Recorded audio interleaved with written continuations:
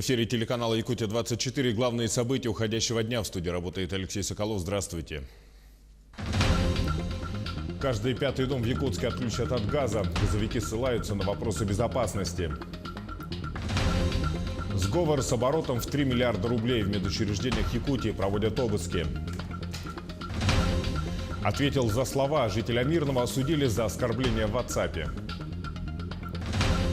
400 тонн овощей в год. В Якутске производительность японской теплицы «Сайюри» вырастет в 10 раз. В Алдане специалисты призывают пройти процедуру вакцинации от клещевого энцефалита.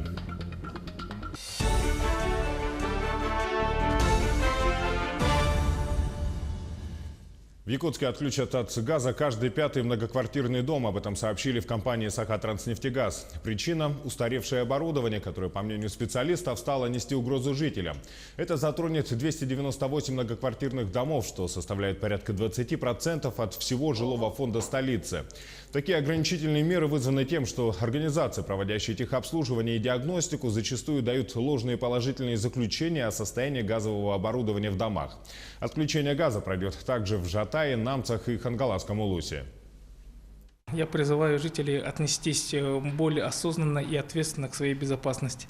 А те дома, которые сегодня перешли на непосредственный способ управления, я призываю, в первую очередь, наверное, выбирать в виде обслуживающих организаций те управляющие компании, которые готовы сегодня взять на себя ответственность по техдиагностике общедомового имущества.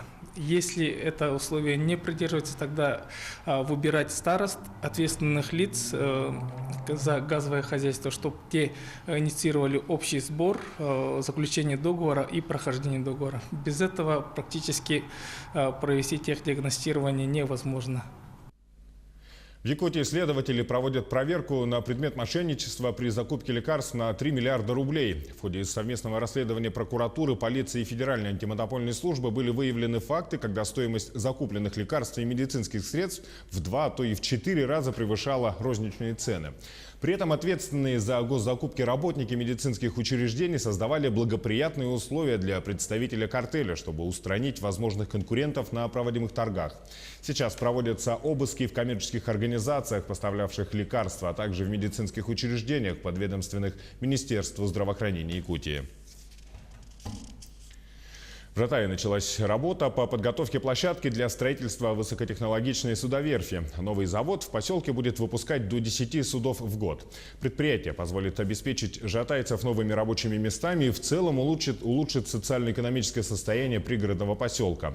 А постепенное обновление речного флота окажет положительное влияние на всю арктическую зону России.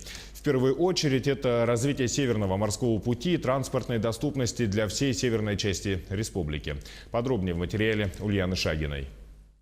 Сергей более 20 лет жизни отдал служению на судоремонтном заводе. Начинал с электроцеха, после получения высшего образования работал инженером-конструктором. А сегодня он мастер судокорпусного цеха. Работа тяжелая, но интересная, признается Сергей. И условия для работы отличные. Совсем недавно приобрели станок для плазменной резки по металлу, что существенно облегчило работу сварщиков. Раньше все вручную газосварщики вырезали. Сейчас все, программа создается. И автоматически все, какую надо, такую что и режем. В рамках строительства судоверфи также ожидается модернизация и реконструкция Жатайского судоремонтного завода. Хотя это будут совершенно разные структуры. Судоверфь будет строить, а Жатайский завод ремонтировать суда. Оба объекта будут тесно взаимосвязаны друг с другом. Судоверфь будет заказывать детали, который будет для них изготавливать Жатайский завод. То есть вот этот цех тоже будет обновлен, будет построен новый блок цехов. Жатайцы с надеждой смотрят на строительство новой верфи. С открытием нового завода будет создано более 700 новых рабочих мест.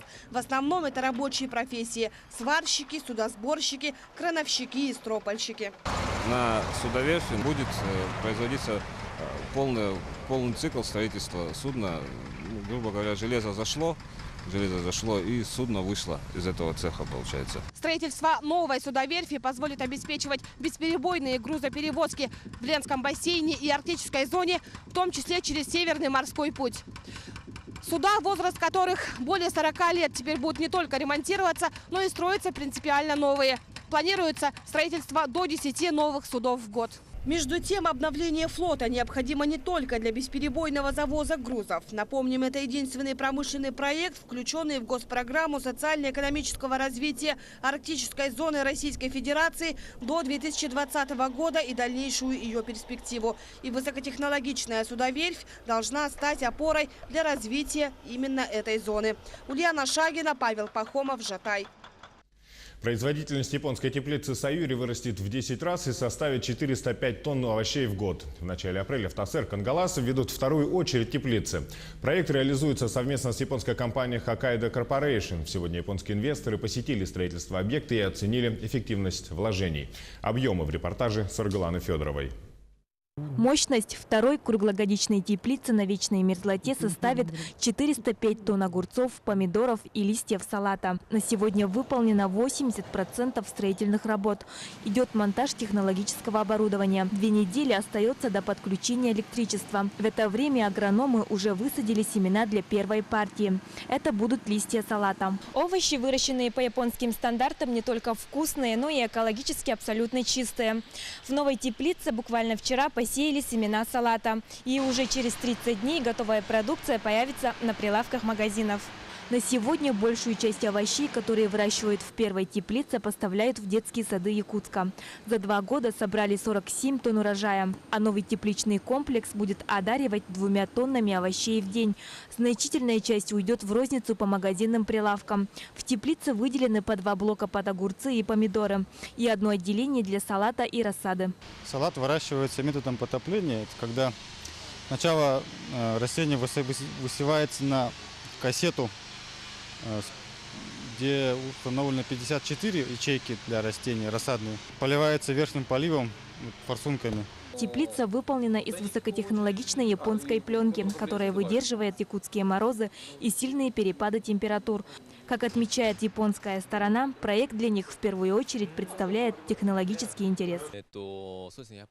Все-таки основной интерес проявляем прежде всего к технологической составляющей, которая позволяет построить тепличный комплекс в условиях вечной мерзлоты, в условиях очень сильного перепада температур и при этом сделать этот объект таким, который позволит обеспечивать местных жителей вкусными, полезными и надежными продуктами питания в течение всего года. В принципе, первый опыт оказался положительным, поэтому в отношении других нескольких проектов, я думаю, мы тоже рассмотрим такую возможность.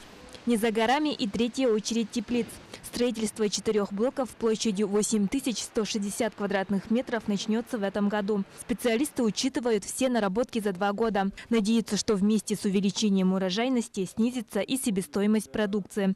Саргалана Федорова, Георгий Григорьев, Якутск, Сырдах. В Ленске заметно сократились очереди в паспортный стол. По мнению специалистов, это стало возможно благодаря передаче полномочий миграционной службы в ведение МВД. Кроме того, на помощь пришли технологии, которые доступны на портале госуслуг. Репортаж нашего корреспондента Анны Кожевниковой.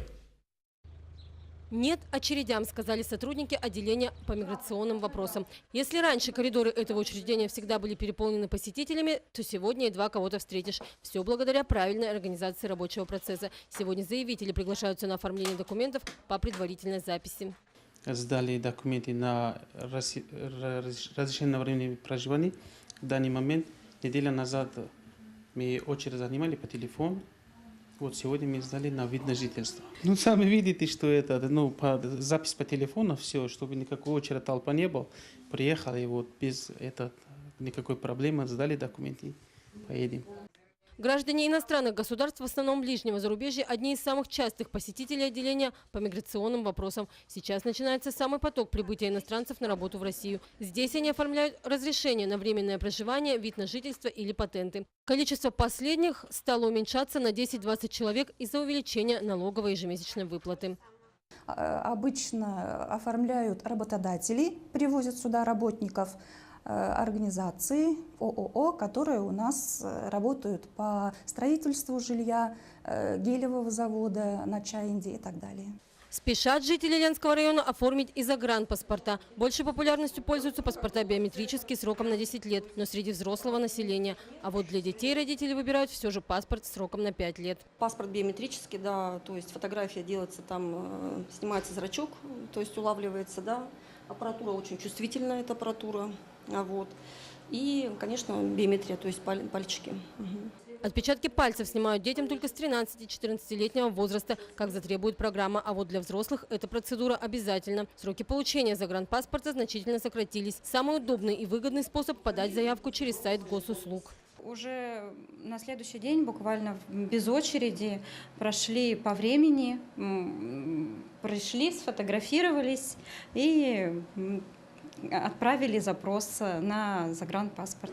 Семья Анастасии Богдановой прилично сэкономила при этом. Если оформление загранпаспорта для взрослого стоит 5 тысяч, а для ребенка 3,5, то семья из 4 человек должна была потратить 17 тысяч. А потратили на 5100 рублей меньше, благодаря скидке. В фойе отделения по вопросам миграции установлен гостевой компьютер, где каждый желающий может зарегистрироваться на сайте госуслуги и получить 30% скидку при оформлении документов. Сокращается и срок получения документов при подаче заявления через портал госуслуги. Так, паспорт гражданина Российской Федерации оформляется от 1,5 до 3 дней, тогда как при прямом обращении в отделение до 10 дней, а через МФЦ до 2 недель. В отделении по вопросам миграции созданы все удобства для посетителей. Анна Кожевникова, Виталий Андреев, Ленск.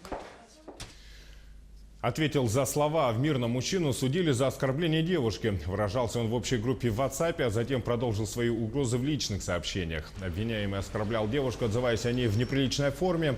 Следователям хватило доказательной базы, чтобы привлечь грубияна к административной ответственности.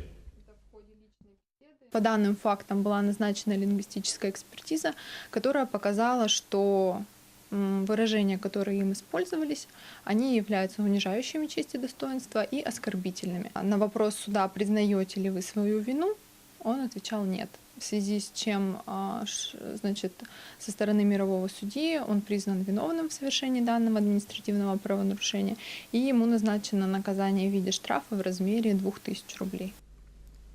И несколько минут назад Совет Федерации одобрил закон, предусматривающий блокировку недостоверных и искажающих факты новостей. Как передает ТАСС, за это решение проголосовали 149 сенаторов.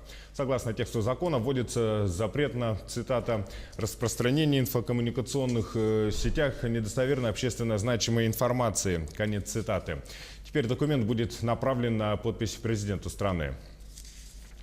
Но сейчас небольшой блок рекламы, и смотрите далее на телеканале «Якутия-24».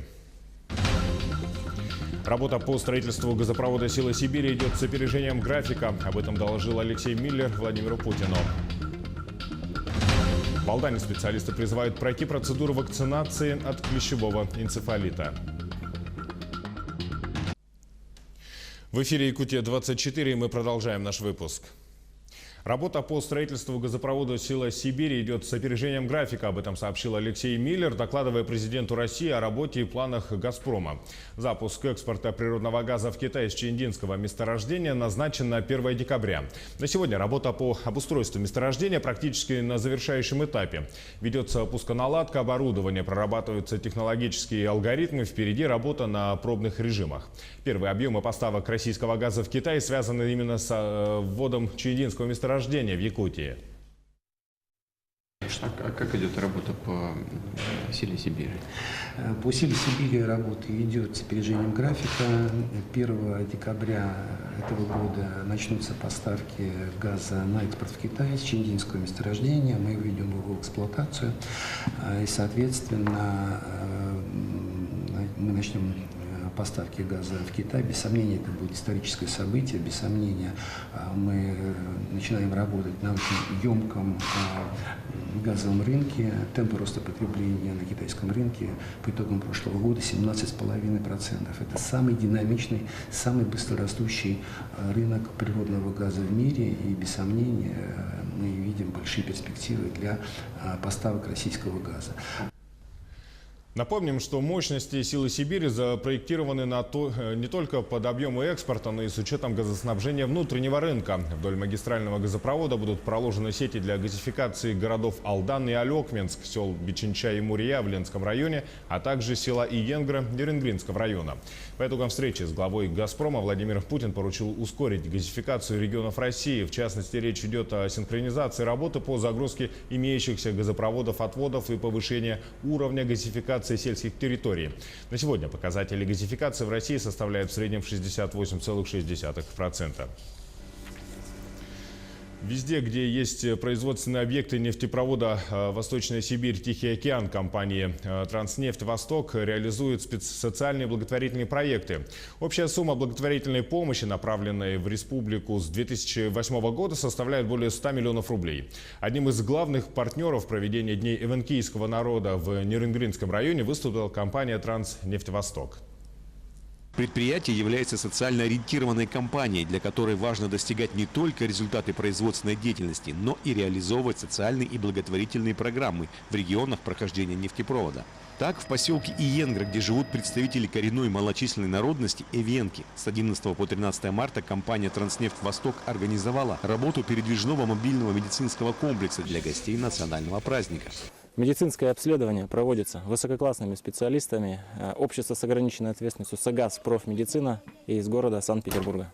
Осмотр населения вела бригада высококвалифицированных врачей, терапевт, кардиолог, маммолог, гинеколог. Здесь же пациенты смогли пройти УЗИ брюшной полости, ЭКГ, ФЛГ, рентген. Всего обследования прошли около 200 человек. Многие прошли и флюорографию, есть у них тут какие-то учреждения, которые их периодически как-то так помогают им. Поэтому, в принципе, здесь своя специфика. А так по здоровью, если взять на душу населения, например, то в принципе не лучше и не хуже, чем, допустим, в любой другой области России. Абсолютно одинаково везде у нас здоровье. Накануне Дня оленевода из тайги в село приехало много оленеводов. Большинство из них не имеют возможности регулярно обследоваться. Это хорошо, удобно, так не надо в город куда-то ехать. Здесь хорошо приехал, сразу обследовался, проверил, здоров ты, не здоров. Прием очень хорошо, очень даже хорошо. Вообще мы довольны. Все внутри прямо все новое. У нас такого нету.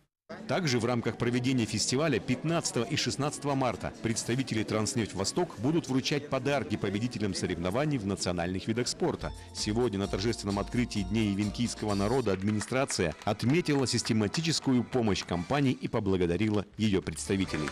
Сергей Козюра, Тамара Игнатьева, Нерюнгри.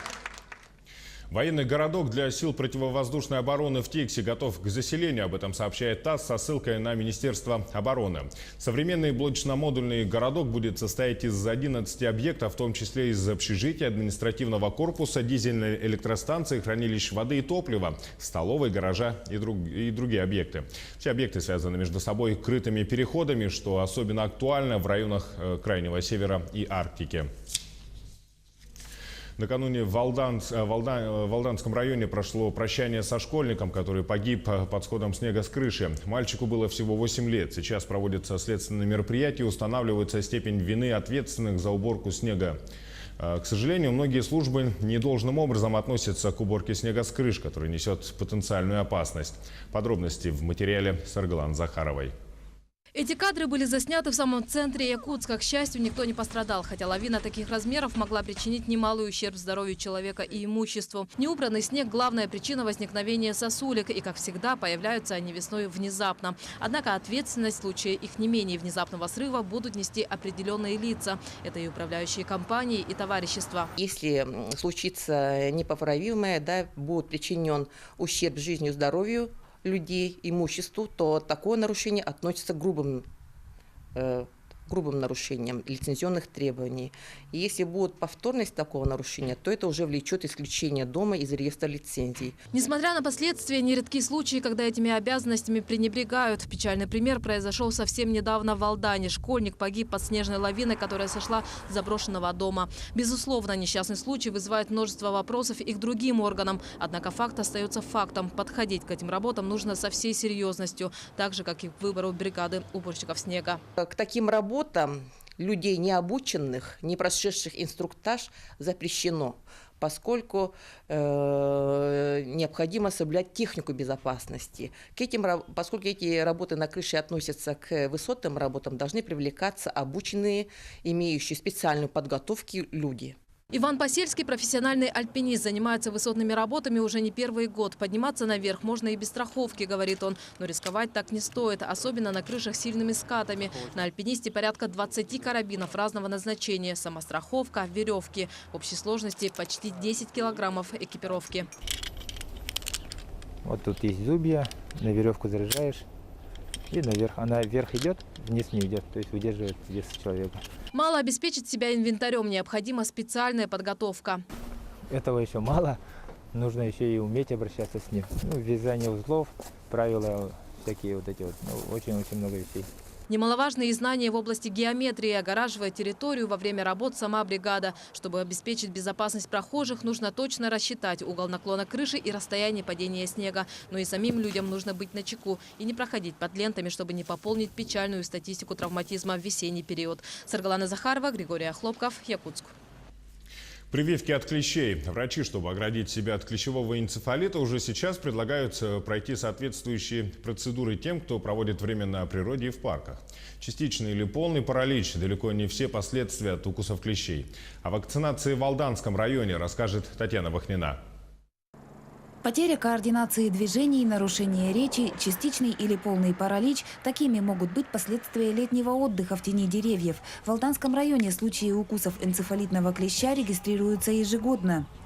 В 2018 году по поводу укусов обратилась в медицинские организации 72 человека, в том числе 9 детей. Все были непривитые, поэтому этим людям была проведена экстренная профилактика. Если кровососущий инфицирован, сделать безвредным его укус и предотвратить потерю здоровья можно только с помощью прививки. Весна – оптимальная пора для проведения вакцинации. Цикл включает 2 прививки. Иммунитет вырабатывается через несколько недель. Оптимальная температура для активности клеща – это наружного воздуха плюс 5 градусов. И вот когда устанавливается такая температура, плюс 5, клещ начинает активизироваться. У нас это где-то конец мая, поэтому до 1 июня желательно, чтобы вакцинация у нас в районе была закончена. О кровососущих жители республики узнали сравнительно недавно. Еще пару десятков лет назад в северных лесах клещи не встречались. В общих чертах о потенциальной угрозе и методах безопасности многие знают. Только понаслышке, что там единственное, надо одежда, чтобы была закрытая вся. Обязательной вакцинации подлежат граждане из группы риска – люди, чья профессиональная деятельность связана с дикой природой. Эпидемиологи отмечают, что доверие к профилактике в обществе возрастает. Если несколько лет назад добровольно вакцинировались несколько десятков человек, то сегодня о собственной безопасности задумываются сотни. Ежегодно у нас прививается около 500-600 человек, в том числе около половины детей. Инфицированные клещи выявляются ежегодно, и риск заражения реально существует. Врачи и эпидемиологи напоминают о недопустимости извлечения кровососущего самостоятельно. При укусе клеща обращение в больницу обязательно. Татьяна Вахнина, Сергей Шипачев, Александр Лукин, Алдан. Телеканал Якутия-24 следит за развитием событий. Оставайтесь с нами и удачи вам.